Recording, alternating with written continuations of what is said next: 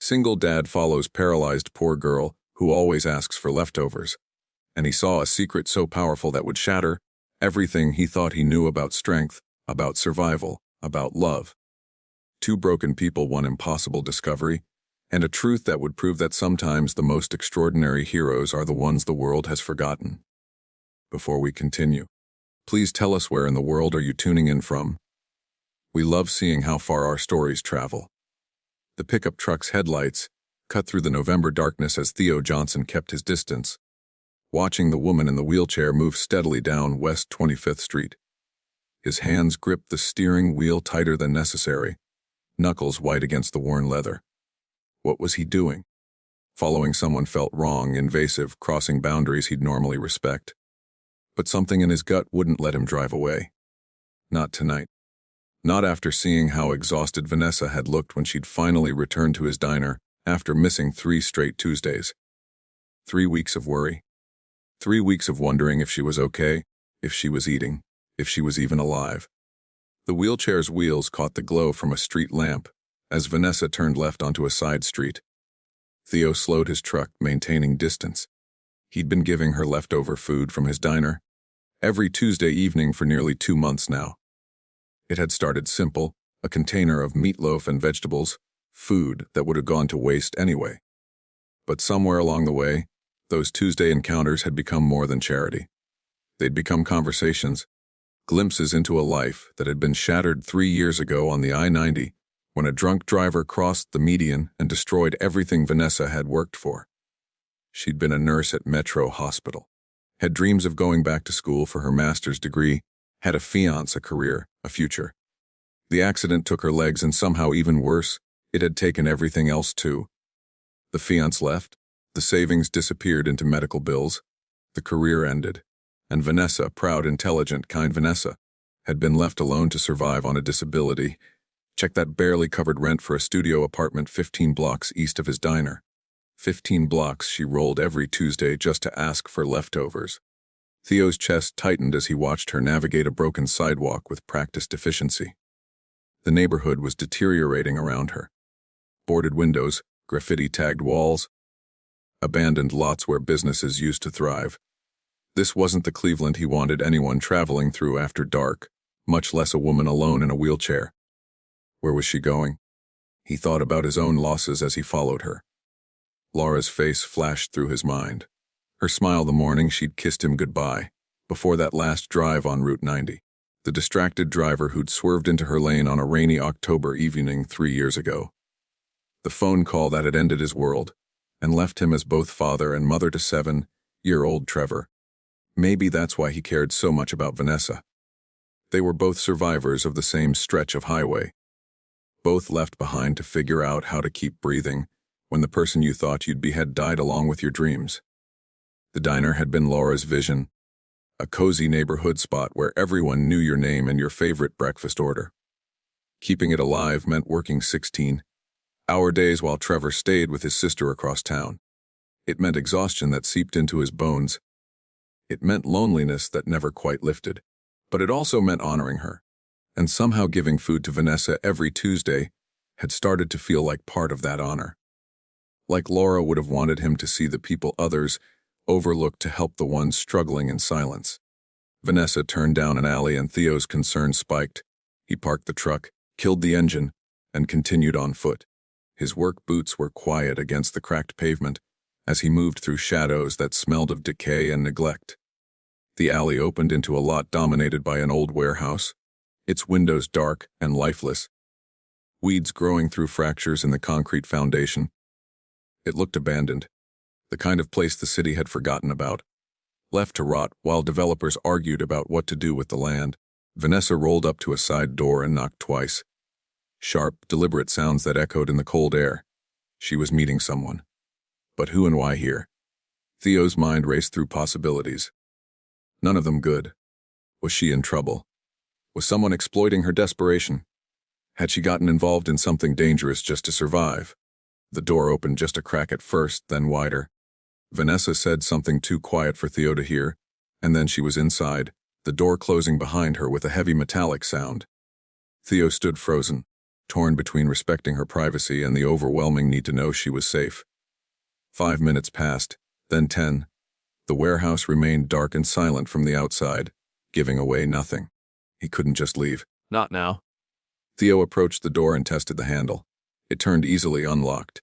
He pushed it open slowly, wincing at the slight creak of hinges that probably hadn't been oiled in years. Inside, darkness greeted him at first.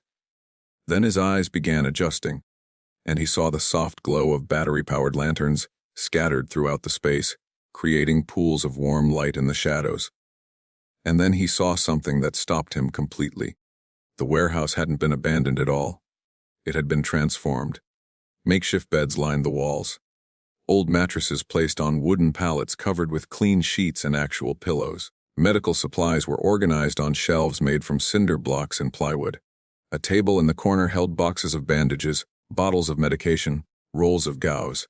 Everything was neat, orderly, purposeful. And everywhere, sitting on beds, standing in a line near the back wall, lying down while being examined, were homeless people. At least 20 of them, maybe more. Men and women of all ages. Their faces weathered by life on the streets, but their expressions holding something Theo hadn't expected to see: hope.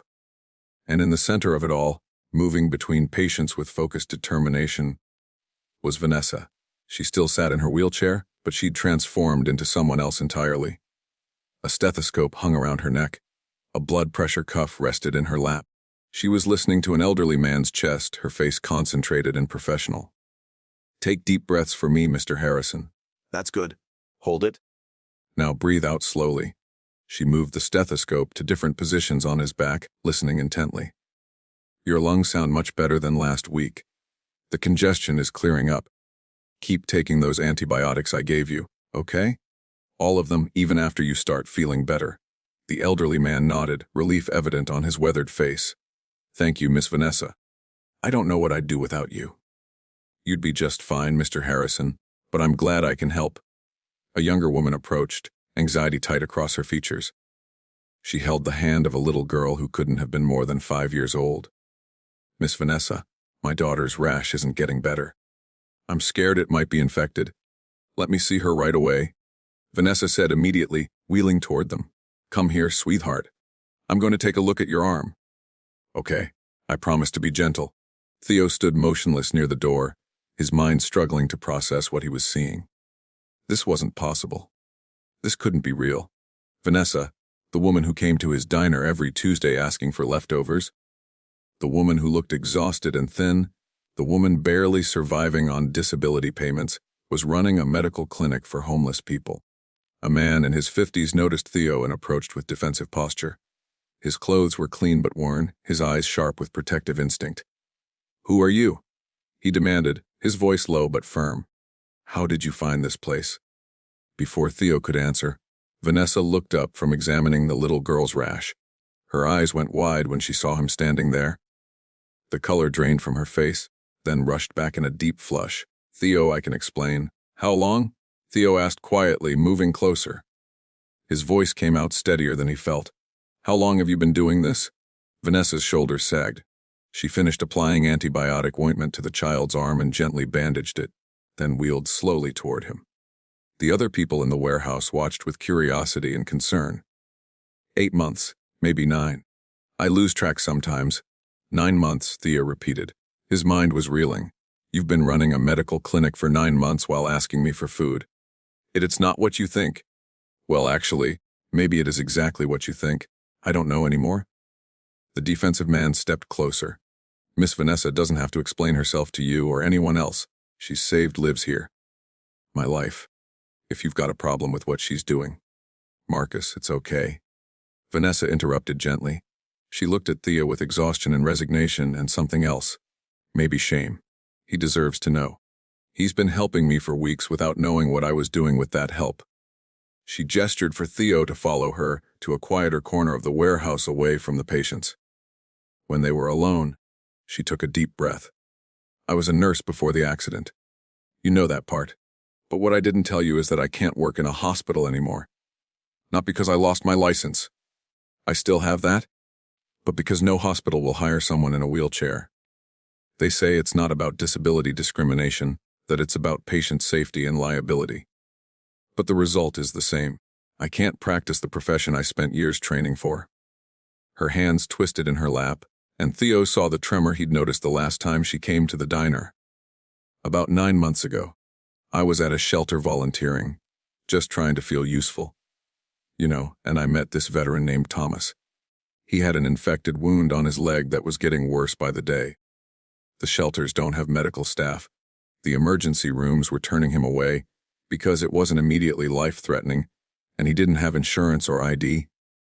He was going to lose that leg, maybe die from sepsis because nobody would help him. Vanessa's voice grew stronger, more passionate. So, I treated him. I used the last of my grocery money to buy antibiotics from a pharmacist I'd worked with at Metro Hospital. He sold them to me under the table, because he remembered me and knew I'd use them right. I cleaned Thomas's wound, started him on treatment, and monitored his progress for 2 weeks. And he got better, Theo asked. He got better, Vanessa confirmed. And then he told someone else, and that person told another person. And suddenly I had people finding me, asking if I could help them. People with diabetes who couldn't afford insulin. People with infections. With chronic pain, with illnesses that were manageable, but only if someone actually managed them. She looked around the warehouse with something like pride. I found this place about 6 months ago. The owner died, and his family is fighting over the estate. It's been tied up in legal battles, abandoned. I figured out how to get in, and I started bringing people here a few at a time at first. Then word spread further. And the food I've been giving you? Theo asked, though he already knew the answer. We have communal dinners every Tuesday night. Your leftovers have been feeding everyone here. The meatloaf, the pot roast, the vegetables. We divide everything equally. Nobody goes hungry on Tuesdays because of you. Theo looked at the makeshift beds, the organized supplies, the people who watch Vanessa with such trust and gratitude. Where do you get the medical supplies, the medications? My disability check, Vanessa said simply. It's $100 a month. My studio apartment rent is $60.50, that leaves $450. I spend about the $100 on absolute necessities for myself, food, utilities, toiletries. The other $350 goes to supplies. The pharmacist still helps me when he can. Some of the medications I get from free clinics that have extras. I've learned to improvise. You're spending almost everything you have on this, Theo said. It wasn't a question. What else am I going to spend it on? Finus's voice broke slightly. I have no life, Theo. No career, no family, no friends. After the accident, everyone disappeared. My fiancé said he couldn't handle being with someone in a wheelchair. My colleagues felt awkward around me. My family lives 2 states away and we barely talk. I wake up every day in a tiny apartment with 4 walls that feel like a prison, knowing that I used to save lives and now I can't even save myself. Tears were streaming down her face now, but her voice remained steady. So yeah, I spend everything I have on this because these people, she gestured to the patients around them. They see me. They need me. For the first time since the accident. I feel like I matter again, like I'm still a nurse, like my life has purpose. The vulnerability in her voice cracked something open in Theo's chest. He knelt down beside her wheelchair so they were at eye level. Vanessa, what you're doing here, keeping all these people alive, treating them with dignity when the system has failed them, you're not broken. You're one of the strongest people I've ever met. She shook her head. I'm just trying to survive. They're trying to survive. We help each other. How many people are you treating regularly? Theo asked. Tonight there are 23, but some come and go. I've probably treated 50 or 60 different people over the past months. Some just need one-time care. Others have chronic conditions I monitor weekly. Theo stood, his mind already working through possibilities. He thought about Laura and what she would say if she were here. He could almost hear her voice. The best way to heal your own pain is to ease someone else's. Okay, he said firmly. Here's what's going to happen. Vanessa looked up at him with confusion. What? You're not doing this alone anymore, Theo said. Give me your phone. I don't have a phone, Vanessa admitted. I couldn't afford the bill. Then use mine. Theo pulled out his cell phone and started dialing. I'm calling in every favor I have. The next few hours passed in a blur of phone calls and arrivals. His first call was to his late wife's sister, Rachel, who was a lawyer specializing in property rights and nonprofit law. She arrived within 30 minutes, her sharp eyes taking in the warehouse setup with professional assessment. "This is remarkable," Rachel said after Vanessa explained everything. "But it's also incredibly risky. If the property owners discover you're here, you could face trespassing charges. If something goes wrong medically, you could lose your nursing license and face liability." "I know the risks," Vanessa said quietly. "We need to legitimize this," Rachel said, already pulling out her laptop. "I can help you form a nonprofit organization. We can reach out to the property owners through legal channels, see if they'd be willing to lease the space for minimal cost or donate it as a tax write-off. We can get proper insurance, proper licensing, make this legal and sustainable." Theo's second call was to his friend Marcus, different Marcus than the protective man in the warehouse, who ran a small nonprofit focused on food insecurity. Marcus arrived with promises of grant applications and connection to larger organizations that funded healthcare initiatives. This is exactly the kind of grassroots program that foundations love to support. You've got proven need, proven results, and a compelling story. I can help you apply for funding, not just for supplies, actual salaries. You should be paid for this work, Vanessa. I don't do this for money. I know, but you can't keep giving everything away and expect to survive. Sustainability matters. If you burn out or get sick or can't afford to continue, all these people lose their only health care access. Taking care of yourself is part of taking care of them. The third call went to Dr. Raymond, a regular at the diner who specialized in community medicine. He arrived looking skeptical, but left looking odd. "This is incredible work," Dr. Raymond said after examining Vanessa's setup and talking with several patients. "You're doing everything right. Proper protocols, good hygiene, appropriate treatment decisions, but you're limited by being one person with limited supplies. What if we expanded this? I can volunteer time. I can recruit other doctors. We can turn this into a legitimate free clinic. People need to be able to come here without fear," Vanessa said firmly. "No one asks for ID. No one asks about immigration status or criminal records or anything else. They just get care. That can't change. It won't. Dr. Raymond promised we'll build around your model, not replace it." By midnight, the warehouse was full of people planning, strategizing, mobilizing. Rachel was drafting incorporation documents. Marcus was outlining fundraising strategies. Dr. Raymond was making calls to medical colleagues who might volunteer. Vanessa sat in her wheelchair in the corner. Looking dazed as the operation she'd been running alone suddenly became everyone's mission. Theo brought her coffee from a thermos he'd grabbed from his truck and sat down beside her on an overturned crate. "You should have asked for help," he said gently. "I didn't think anyone would care. I'm just one person, a broken person. Why would anyone listen to me or take me seriously?" "Because what you're doing matters," Theo said. "Because these people's lives matter. Because you matter." Vanessa turned to look at him, and something passed between them in that moment. A recognition of shared pain, shared purpose, shared hope for something better. "Thank you," she said softly, "for following me, for caring enough to find out the truth, for not just walking away." "I couldn't walk away," Theo admitted. "I've been worried about you for weeks, and now that I know what you're doing here, I'm not going anywhere. This diner of mine, it's going to become your permanent food supplier every day, not just Tuesdays. Whatever leftovers we have, they come here and I'll make sure we have plenty of leftovers." "Theo, you don't have to." "I want to," he interrupted. "Laura, my wife who died, she always believed that the best way to honor pain was to prevent others from experiencing it. She would have loved what you're doing here. She would have been the first person to help." They sat together in comfortable silence, watching Rachel and Marcus and Dr. Raymond work, watching the patients settle in for the night on their makeshift beds, watching something impossible become possible. The transformation happened faster than anyone expected. Within 2 weeks, Rachel had successfully formed the Vanessa Free Clinic as a registered nonprofit.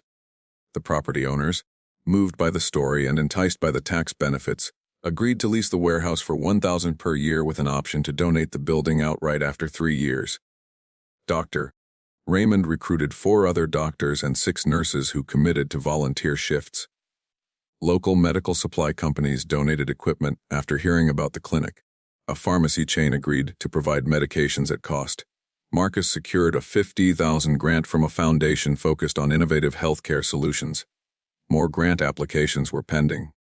The money paid for proper beds, improved sanitation, a generator for reliable electricity, and over Vanessa's protests, a salary for her as clinic director. "You're running this place," Rachel said firmly when Vanessa tried to refuse payment. "You're working full-time hours managing patients, coordinating volunteers, ordering supplies. That deserves compensation. Take the salary. Buy yourself a phone. Eat regular meals. You can't pour from an empty cup." Theo expanded his diner's community outreach, preparing daily meals specifically for the clinic. He hired an extra cook to handle the increased volume. The food costs were manageable, and honestly, it felt good to be feeding people who desperately needed it. He found excuses to visit the warehouse, now officially the Vanessa Free Clinic. Almost every day, bringing food, checking if they needed supplies, asking how he could help. And if those visits meant spending time talking with Vanessa, learning more about her, seeing her smile return as the clinic thrived, well, that was just a fortunate side effect. 3 months after the discovery, the clinic had treated over 200 people. Word had spread through the homeless community that there was a place they could go. No questions asked, no judgment, just care. Vanessa hired 2 part-time staff members to help manage intake and basic care. She brought in a social worker to help patients access other services. She established partnerships with mental health providers, addiction treatment centers, housing programs. The warehouse that had been abandoned and forgotten became a beacon of hope. And Theo watched Vanessa transform along with it. The exhaustion faded from her face. She gained weight. Her hands stopped shaking. The darkness in her eyes lifted, replaced with purpose and pride and joy. She was beautiful.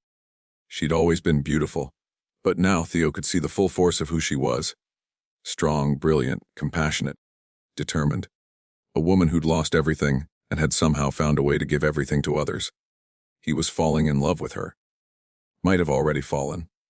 6 months after discovering the warehouse, Theo and Vanessa developed a Tuesday evening ritual.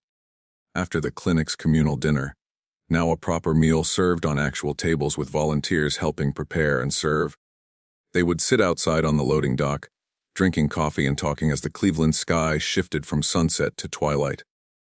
They talked about everything. Vanessa shared stories from her nursing school days, about the patients she'd cared for at Metro Hospital, about her family in Ohio, who she was slowly reconnecting with now that she felt like herself again.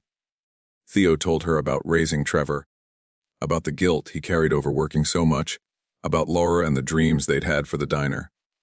"You know what's funny?" Vanessa said one evening as they watched the sky turn shades of pink and gold. "When I lost my legs, I thought I'd lost everything that mattered. My entire identity was wrapped up in being a nurse, being independent, being whole." "You are whole," Theo said immediately. "I know that now, but it took me a long time to learn it. I spent a year feeling sorry for myself, angry at the world, convinced my life was over." She turned to face him, and the evening light caught in her blonde curly hair, making it glow. "But then I realized something. I was still a nurse. I was still me. The wheelchair didn't change that.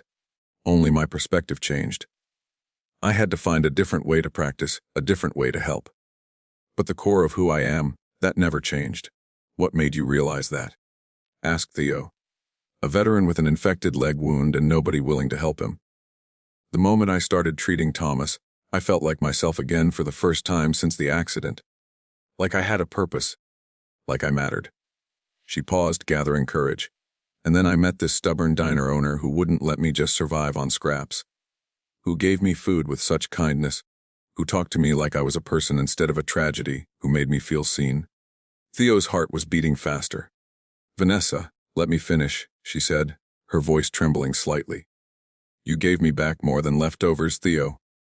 You gave me back my dignity. You reminded me that I was worth seeing, worth caring about.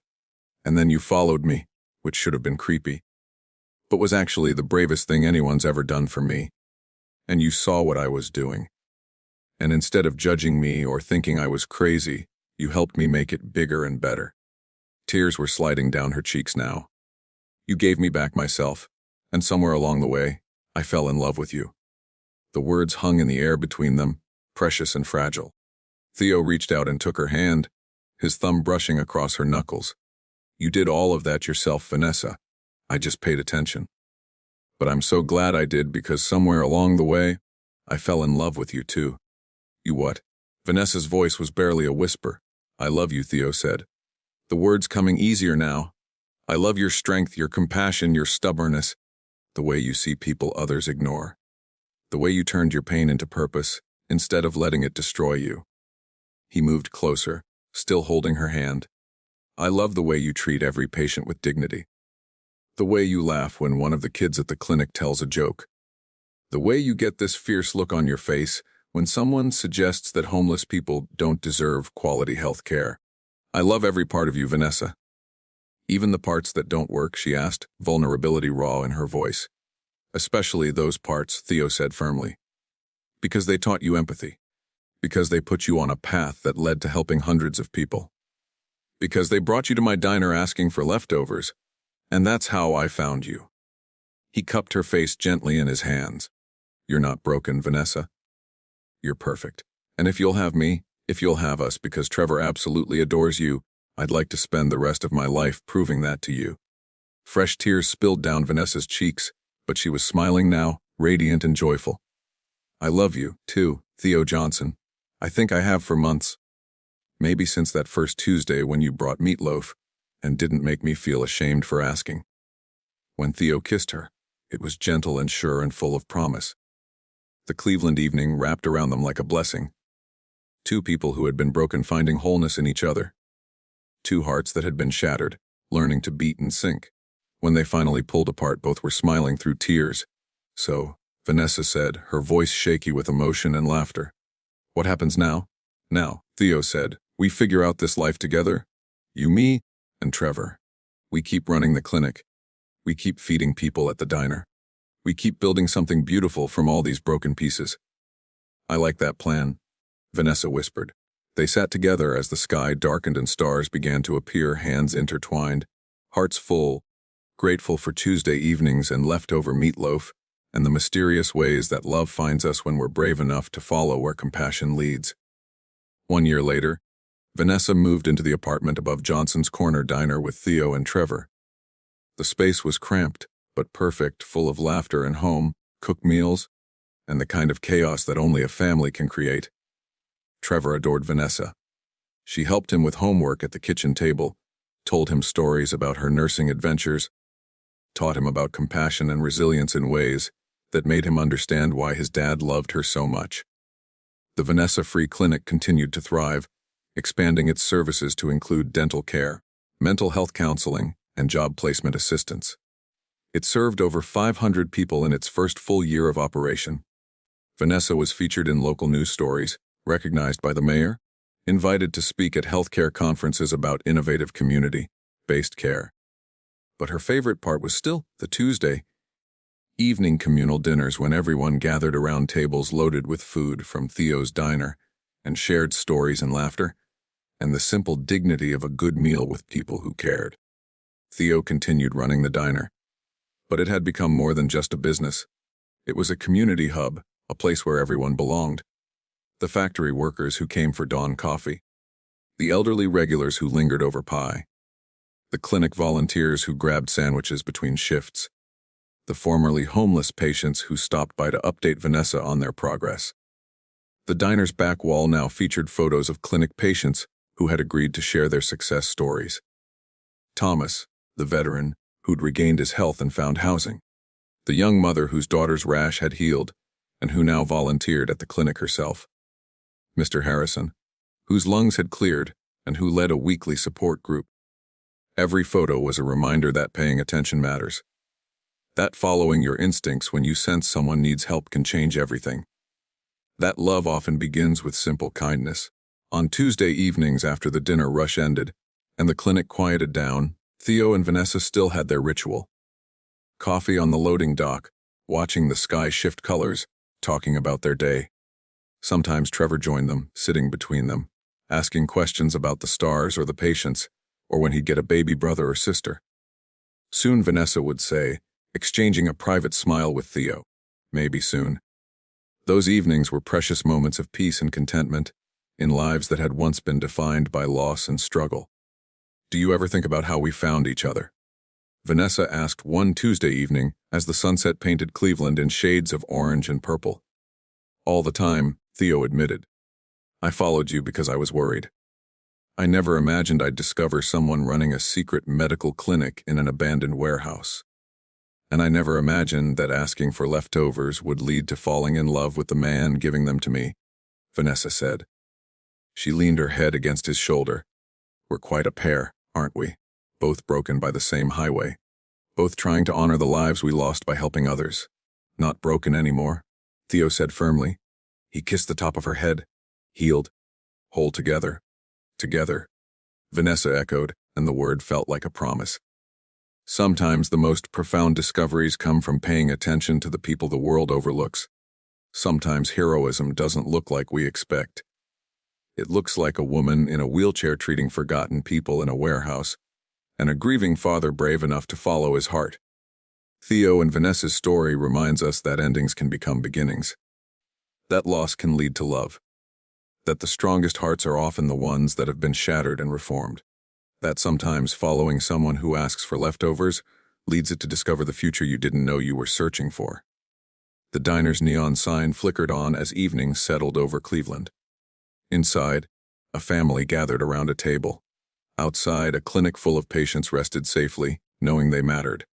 And on the loading dock, two people who'd found each other through compassion and courage watched the stars emerge. They were grateful for second chances, grateful for Tuesday evenings, grateful for the mysterious and beautiful ways that love finds us when we're brave enough to follow where it leads. Thank you for watching this story.